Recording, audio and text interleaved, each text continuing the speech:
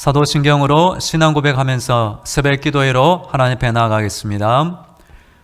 나는 전능하신 아버지 하나님, 천지의 창조주를 믿습니다. 나는 그의 유일하신 아들 우리 주 예수 그리스도를 믿습니다. 그는 성령으로 잉태되어 동정녀 마리아에게서 나시고 본디오 빌라도에게 고난을 받아 십자가에 못 박혀 죽으시고 장사된 지 사흘 만에 죽은 자 가운데서 다시 살아나셨으며 하늘에 오르시어 전능하신 아버지 하나님 우편에 앉아 계시다가 거기로부터 살아있는 자와 죽은 자를 심판하러 오십니다. 나는 성령을 믿으며 거룩한 공교회와 성도의 교제와 죄를 용서받는 것과 몸의 부활과 영생을 믿습니다. 아멘. 찬송가 539장 너 예수께 조용히 나가 539장 함께 찬양합니다.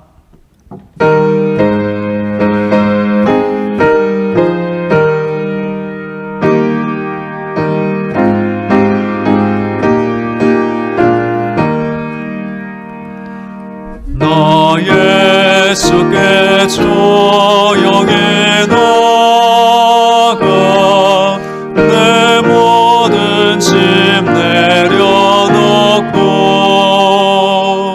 주 십자가 사랑을 믿어 죄사함을 나 받으라. 주 예수께 조용히 나가 내 마음을 전하노라.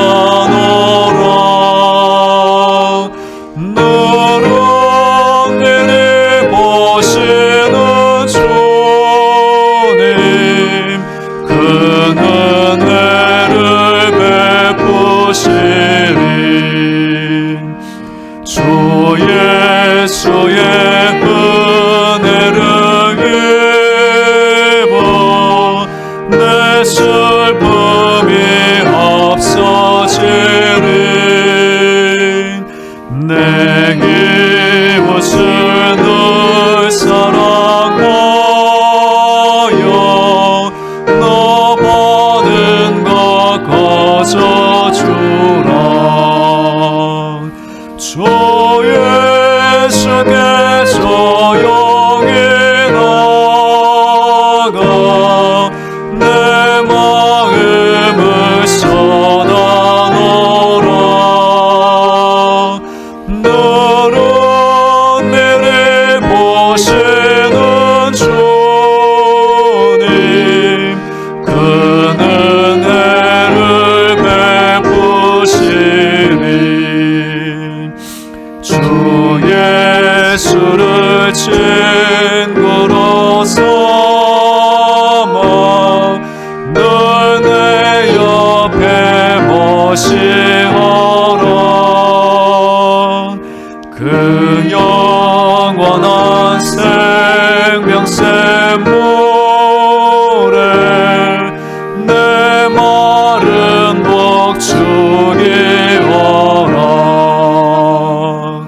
주 예수께 조용히 나가 내 마음을 쏟아놓으라. 너를 미리 보시는 주님 그 은혜를 베푸시리. 너 주님과 사귀어 살면 새 생명이 넘치리라.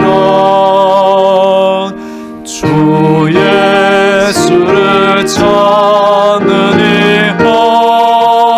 앞에 참 맑은 빛 비추어라. 주 예수께 조용히 나가 내 마음을 쏟아놓으라.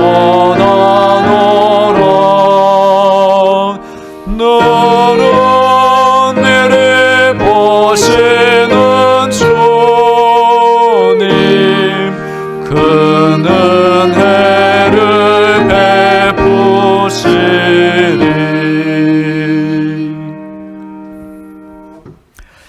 오늘 우리에게 주시는 하나님의 말씀은 신약성경 마태복음 24장입니다. 마태복음 24장 1절부터 14절까지 말씀을 제가 봉독합니다.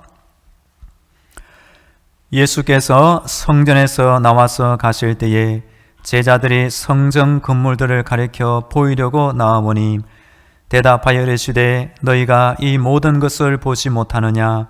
내가 진실로 너희에게 이르노니 돌 하나도 돌 위에 남지 않고 다 무너뜨려지리라.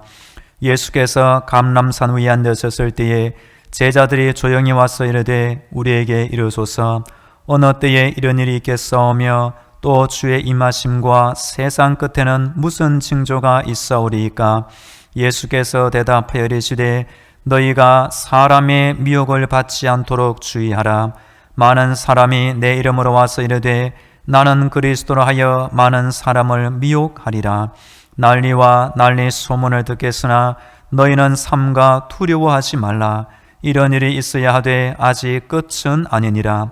민족이 민족을 나라가 나라를 대적하여 일어나겠고 곳곳에 기근과 지진이 있으리니 이 모든 것은 재난의 시작이니라.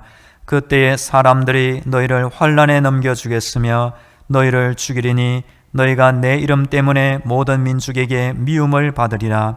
그때에 많은 사람이 실족하게 되어 서로 잡아주고 서로 미워하겠으며 거짓 선지자가 많이 일어나 많은 사람을 미혹하겠으며 불법이 승함으로 많은 사람의 사랑이 식어지리라. 그러나 끝까지 견디는 자는 구원을 얻으리라. 이 천국 복음이 모든 민족에게 증언되기 위하여 온 세상에 전파되리니 그제야 끝이 오리라. 아멘. 할렐루야. 하나님께서 우리의 모든 기도를 듣고 계시며 응답하고 계십니다. 오늘도 하나님의 전신갑주를 입으시고 예수님의 피볼로 무장되어 승리하기를 축복합니다. 오늘은 월요일입니다. 이번 한 주간 날마다 기도하시고 날마다 응답 가운데 살면 좋겠습니다. 저명한 학자인 도널드 하우스 박사님이 평소 친하게 지낸 어느 사업가의 장례식에 찾아갔습니다. 박사님은 장례식장에 가보니 임종 전에 이 사업가가 전달해달라고 부탁한 편지를 받게 되었습니다. 그 편지는 이 사업가가 1년 전에 적은 글인데 자신의 장례식장에서 이 편지를 꼭 읽어달라고 부탁한 것입니다. 그래서 박사님은 장례식 가운데 양해를 구하고 이 사업가의 편지를 읽었습니다. 지금 진행되고 있는 나의 장례식 가운데 나는 다시 한번 마지막으로 복음을 증거하기 원합니다. 내 좋은 친구 맥, 자네는 지금 나의 관을 보고 있겠지. 자네는 죽음의 두려움을 이길 자신이 있는가? 사랑하는 친구 조지, 아직도 예수 그리스도를 거부하겠는가? 등등 평소 자신이 잘 아는 사람들 중에 불신자 친구들의 이름을 불러가며 마지막 장례식장에서라도 예수 믿고 나와 함께 천국에서 다시 만나기를 원하는 전도의 메시지를 이 편지를 통해 읽어준 것입니다. 장례식장에서 보통 사람들은 죽음과 그 죽음 후의 내세를 생각하게 됩니다. 이 사업가는 자신의 마지막 죽음의 그 자리에서도 사랑하는 친구들의 영혼을 위해 전도한 것입니다. 전도는 살아서도 죽어서도 우리 성도가 감당할 가장 귀한 일이 되는 것입니다. 성도 여러분, 오늘도 기도하는 가운데 죽음 후에 영생의 소망을 바라보며 이 하루 전도하며 살면 좋겠습니다. 지금은 아기 예수님의 성탄을 기다리는 대림절 기간을 보내고 있습니다. 예수님은 이 땅에 아기로 태어나 십자가에 달려 죽으심으로 인류 구원의 모든 사역을 마치셨습니다. 그리고 지금 예수님은 하나님 보좌 우편에 앉아 계시고 때가 되면 이 땅에 재림주로, 구원주로, 심판주로, 만왕의 왕으로 다시 오시게 됩니다. 이번 주 새벽 기도의 시간에는 깨어있으라 주제로 말씀드리고 싶습니다. 오늘은 예수님이 말씀하신 재난의 징조에 대하여 살펴보겠습니다. 오늘 본문에 들어있는 24장과 마태복음 25장은 두 장이 함께 감람산 강화라고 알려지고 있습니다. 예수님이 십자가 고난 당하기 3일 전에 감람산에서 사랑하는 제자들에게 앞으로 일어나게 될 일을 말씀해 주신 것입니다. 감람산 강화의 내용은 세상 끝날에 있을 여러 징조와 주요 사건에 대해서 그리고 이를 맞이하는 성도의 올바른 자세에 대하여 예수님이 말씀해 주고 계십니다. 신약의 마지막은 요한계시록인데 이 감람산 강화를 소계시록이라고 부르기도 합니다. 오늘 마태복음 24장은 말세의 징조와 예수님 재림에 대한 여러 예언들이 나오고 있습니다. 오늘 본문 1절과 2절 말씀을 제가 읽어보겠습니다. 1절과 2절입니다. 예수께서 성전에서 나와서 가실 때에 제자들이 성전 건물들을 가리켜 보이려고 나오니 대답하여 이르시되 너희가 이 모든 것을 보지 못하느냐? 내가 진실로 너희에게 이르노니 돌 하나도 돌 위에 남지 않고 다 무너뜨려지리라. 아멘. 이 성전은 헤롯 왕이 세운 헤롯 성전입니다. 일명 제3성전으로 불립니다. 구약에 나오는 솔로몬이 지은 성전이 첫 번째 성전, 그리고 포로로 잡혀가서 포로 귀환 후에 스룹바벨에 세운 스룹바벨 성전은 제2성전입니다. 그리고 예수님께서 보신 이 헤롯 성전은 제3성전이 되는 것입니다. 마가복음 13장 1절에 보면 예수께서 성전에서 나가실 때에 제자 중 하나가 이르되 선생님이여 보소서 이 돌들이 어떠하며 이 건물들이 어떠하니이까. 오늘 마태복음과 마가복음이 조금 차이가 있지만 눈에 보이는 이 크고 화려한 헤롯 대왕이 세운 성전이 예수님의 눈에는 때가 되면 돌 하나도 돌 위에 남지 않고 다 무너뜨려지게 될 것을 말씀하고 있습니다. 예수님 당시의 성전은 강도와 도둑의 굴혈로 전락하고 말았습니다. 그리고 실제로 예수님이 말씀하신 대로 AD 70년이 되자 로마의 티투스 장군의 말발부 아래 모든 것이 무너뜨려지고 말았습니다. 오늘 본문 3절 제가 읽어보겠습니다. 예수께서 감람산 위에 앉으셨을 때에 제자들이 조용히 와서 이르되 우리에게 이르소서 어느 때에 이런 일이 있겠사오며 또 주의 임하심과 세상 끝에는 무슨 징조가 있사오리이까. 아멘. 제자들이 이 예수님 말씀을 기억하고 있다가 감람산에서 다른 사람은 아마 없었을 것입니다. 조용히 예수님께 나아가서 질문 드린 것입니다. 예수님, 어느 때에 이 성전이 무너지게 되나요? 그리고 예수님의 재림과 말세의 징조는 어떤 일이 있습니까?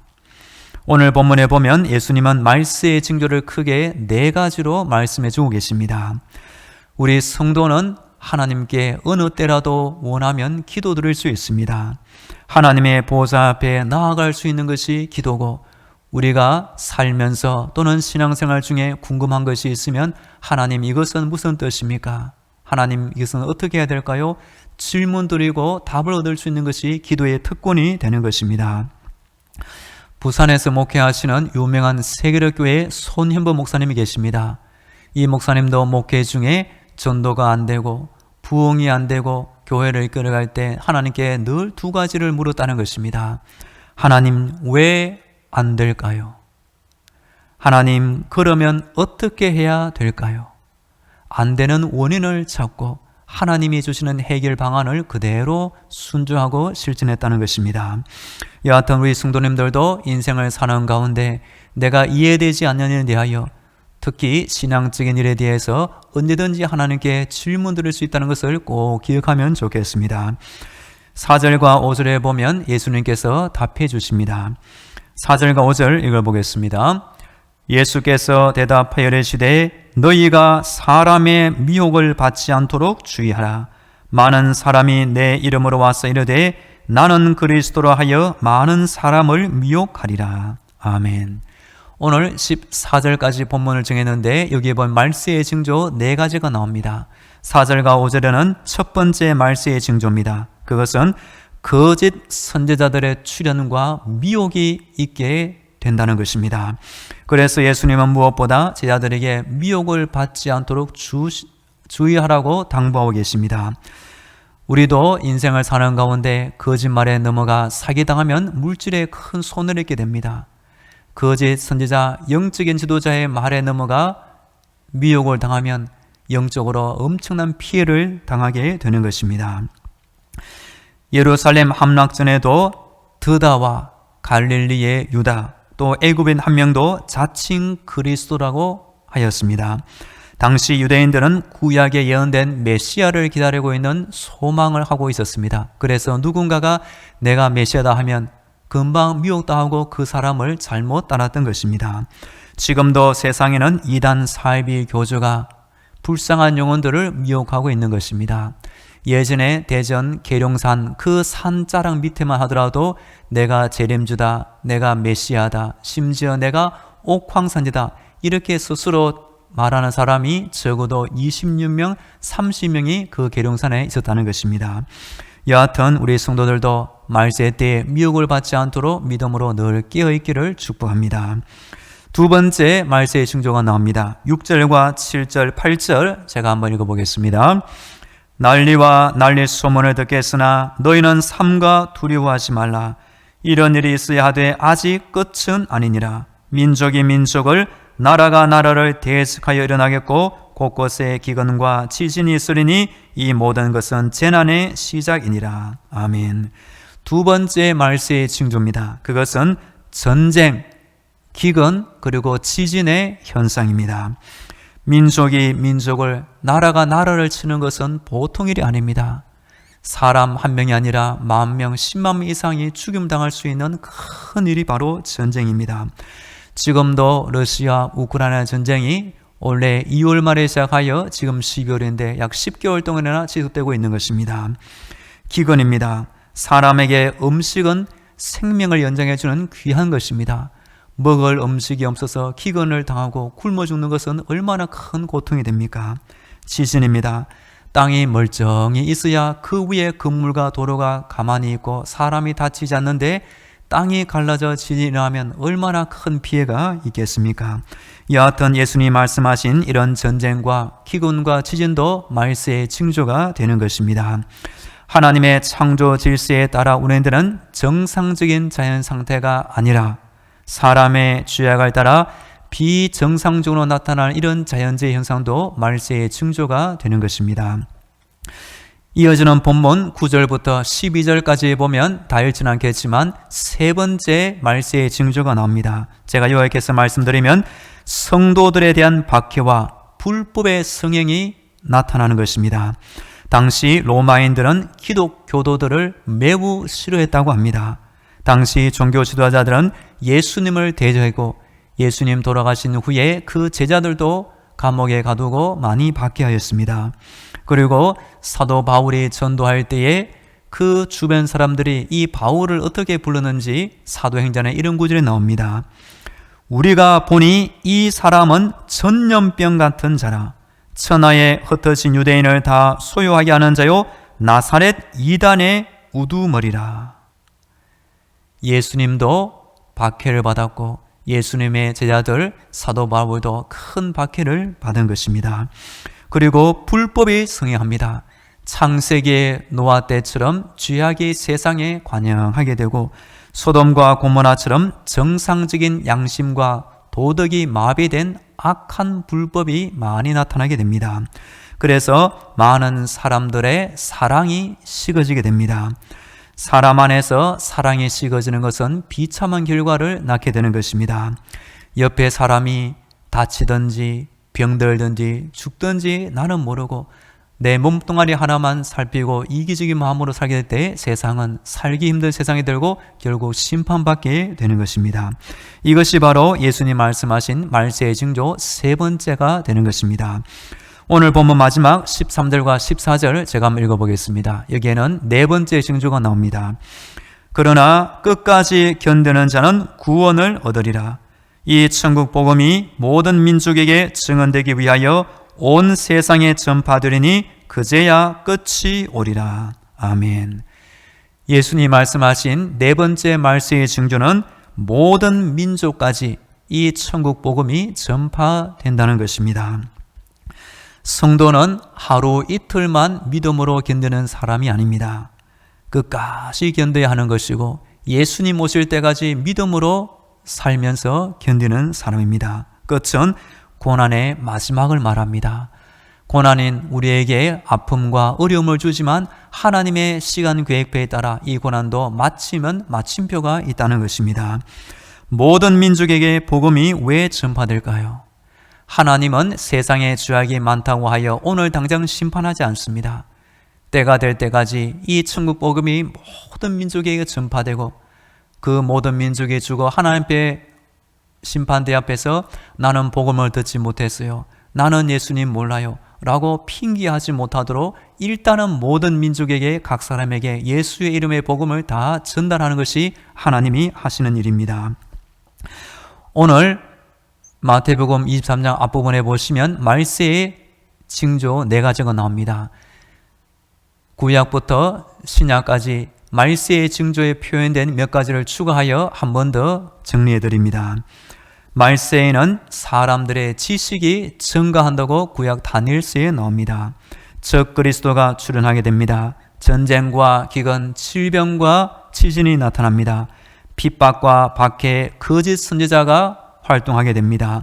불법에 승리하고 사람의 사랑에 식게 되고 복음이 확산되고 안타깝게도 성도들의 믿음을 저버리는 배교가 나타나고 성도의 타락도 나타나게 되는 것입니다. 오늘 본문을 통해 하나님의 심정은 무엇일까요? 이 코로나 시대를 살아가는 우리 성도들이 특별히 대림절 동안에 아기 예수님의 성탄을 기다리고 소망하는 것도 좋지만 때가 되어 재림주로 나타나시는 예수님 오실 때까지 날마다 믿음으로 살고 믿음으로 견디는 것을 원하시고 계십니다. 오늘도 우리 성도들은 예수님의 다시 오심을 기억하며 믿음으로 살며 믿음으로 소망하기를 간절히 축복합니다. 이제 다 함께 기도하겠습니다. 오늘도 영적인 무장으로 승리하게 하여 주옵소서. 예수님이 곧 다시 하늘에서 강림하실 것을 기다리며 이 하루를 살게 하여 주옵소서. 우리 다 함께 기도하겠습니다. 할렐루야. 우리 하나님을 찬양합니다. 날마다 기도하게 하시고 날마다 영적인 무장으로 승리하게 하여 주시옵소서. 오늘 예수님께서 말세의 징조와 예수님 재림 때에 무슨 일 할지 징조를 말씀해 주시니 감사합니다. 우리가 믿음으로 깨어있게 하시고 오늘도 내일도 끝까지 예수님 다시 올 때까지 믿음으로 살게 하여 주시옵소서. 내가 아니면 예수님이 곧 다시 하늘에서 강림하실 것을 기다려 살게 하시고 아버지 말세의 징조 가운데 우리 예수님을 더욱더 바라보며 소망하며 살게 하여 주시옵소서. 주여 오늘도 나의 믿음을 지켜 주시옵소서. 이어서 우리 교회와 성도들을 위하여 기도하겠습니다.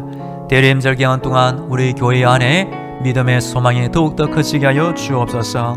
모든 성도들, 가정과 자녀들, 직장과 사업들을 지켜 주옵소서. 추운 겨울에 코로나가 속히 종식되게 하여 주시고 우리 온 나라의 정치와 경치 안정을 위하여 몸이 아픈 환자들을 위하여 전쟁 중에 있는 우크라이나 땅의 평화를 위하여 우리 다 함께 기도하겠습니다. 할렐루야. 우리 하나님을 찬양합니다. 우리 교회 가운데 대림절을 보내면서 믿음의 소망이 더욱더 커지게 하여 주시옵소서. 아기 예수님의 탄생을 기다리며 또한 재림주로 오시는 우리 예수님의 강림을 더욱더 소망하게 하여 주시옵소서. 아버지, 이번 한 주간 우리 성도들의 가정을 지켜주옵소서. 자녀들을 지켜주시옵소서. 직장과 사업들을 지켜주시옵소서.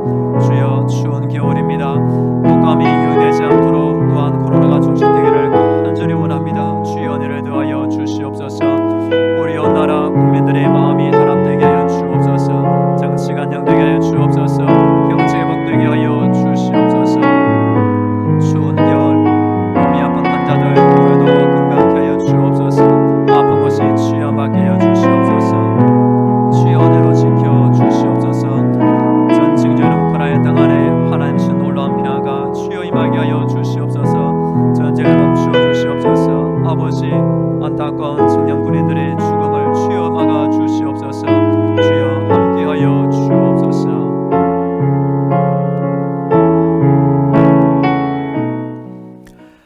할렐루야, 우리 하나님을 찬양합니다. 오늘도 우리의 잠을 깨워주시고 기도하게 하시니 감사합니다.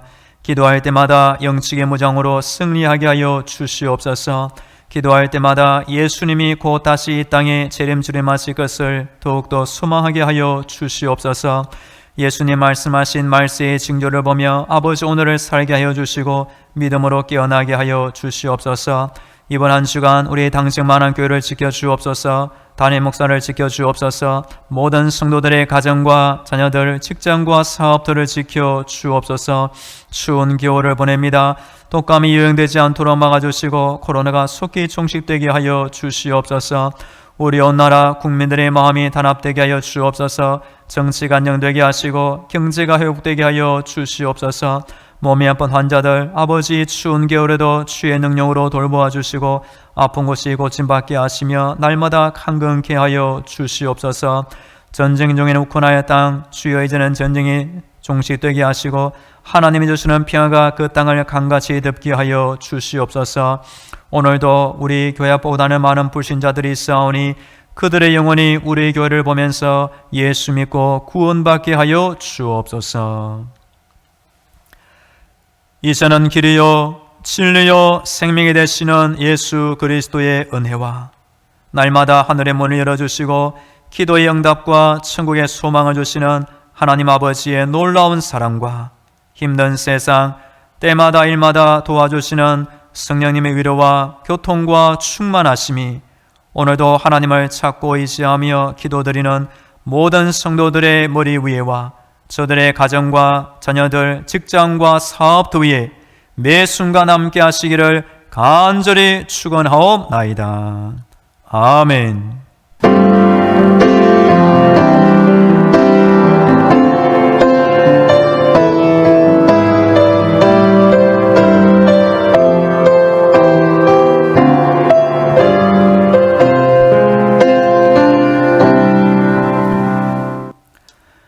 계속 개인 기도로 하나님의 은혜를 간구하겠습니다.